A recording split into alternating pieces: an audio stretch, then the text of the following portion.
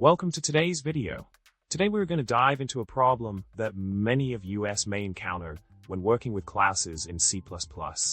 The problem we are going to tackle involves creating a class called color, which is a thin wrapper around std array. The goal is to have two different ways of initializing this class. One where we pass in a list of values, and another where we pass in a single value that gets replicated across the array. Sounds like an interesting problem, doesn't it? Now, let's talk about the solution. To achieve the desired behavior, we can utilize std index_sequence in a helper function. By incorporating a requires clause instead of std enable_if, we ensure that the size of the passed values matches the size of the array in our color class.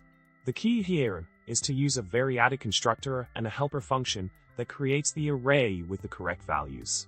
This approach allows us to handle both cases efficiently and elegantly. Continuing with the solution, let's take a look at the main function provided. By using static_assert, we can verify that our color class works as expected for different scenarios. The test cases demonstrate that our color class can be initialized with either a list of values or a single value that gets replicated across the array. It's a neat way to ensure the correctness of our implementation and test different scenarios effortlessly. To wrap things up, we have successfully addressed the problem of initializing a color class with either a list of values or a single replicated value.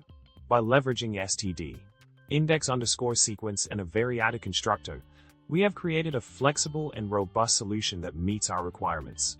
I hope you found this video helpful and informative. Don't forget to subscribe, like the video, and leave a comment below. Until next time, happy coding!